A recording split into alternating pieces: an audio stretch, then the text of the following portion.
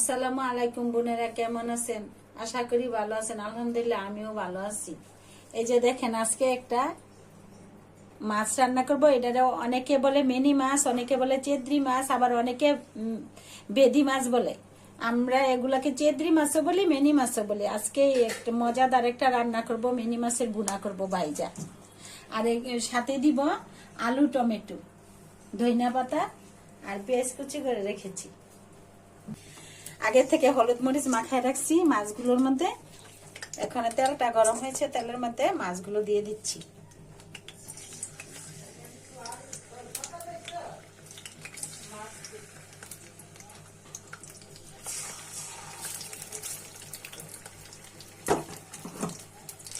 মাছটার এক পাশ হয়ে গেছে, উল্টিয়ে দিতেছি। গ্যাস কম তো মাছটা সুন্দর হয়েছে। আর মাংসওয়ালা মাছ ভাজতে একটু সময় লাগে। মাছটা ভালোভাবে ভাজা হয়ে গেছে। এই যে দেখুন কি সুন্দর হয়েছে। এখন অন্য মাছগুলো ভাজা নিই।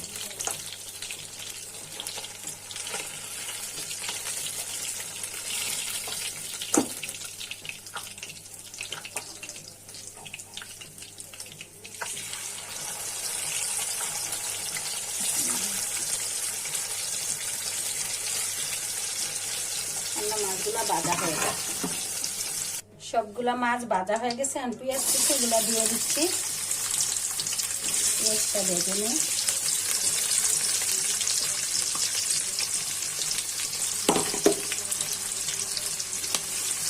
পেঁয়াজটা ভাজতে ভাজতে একটা কথা মনে পড়ে গেল বোনেরা, মনের মধ্যে অনেক কষ্ট। আপনারা আমার ভিডিওগুলো দেখেন কিন্তু সাবস্ক্রাইবার করেন না।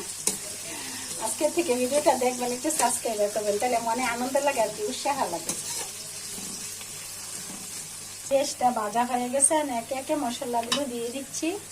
এর আগে হালকা একটু জল দিয়ে দিই, নাহলে মশলাটা পুড়া দেব।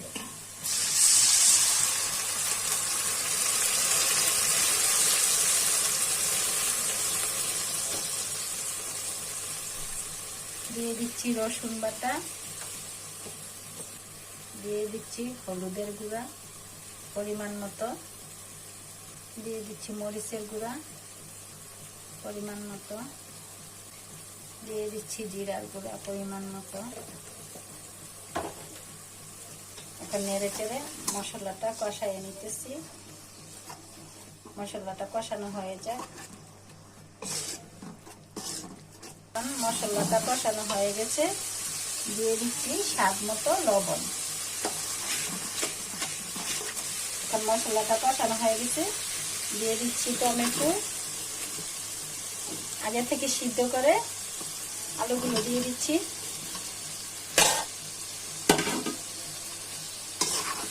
এখন তরকারিটা মশলার সাথে কষানো হয়ে যায়।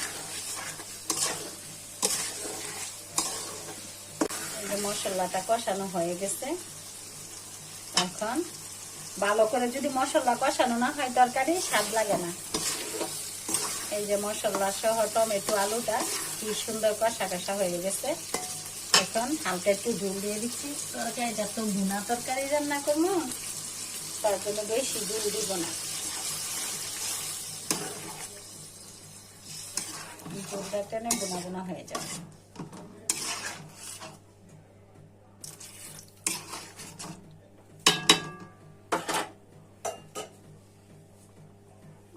একে একে মাছগুলো দিয়ে দিচ্ছি।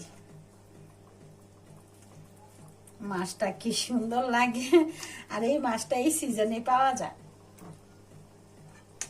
বেশি।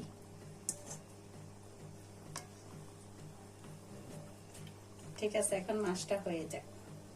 মাছটা বিছিয়ে দিছি তো ডাইকা দিই ভালো করে সিদ্ধ হওয়ার জন্য। দেখি কেমন হয়েছে তরকারিটা। ও অনেক সুন্দর হয়েছে। হ্যাঁ, পুরোপুরি হয়ে গেছে।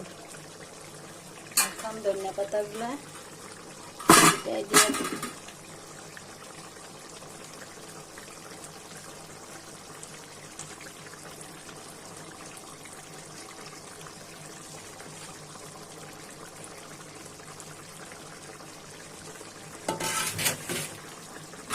এখন বোনেরা তরকারিটা হয়ে গেছে, ধনিয়া পাতাগুলো ছিটিয়ে দিচ্ছি, অল্প আজে রেখে দেই। বোনেরা আমার ভিডিওগুলো বেশি বেশি দেখবেন, লাইক করবেন, শেয়ার করবেন, কমেন্ট করে জানাবেন। আল্লাহ হাফেজ।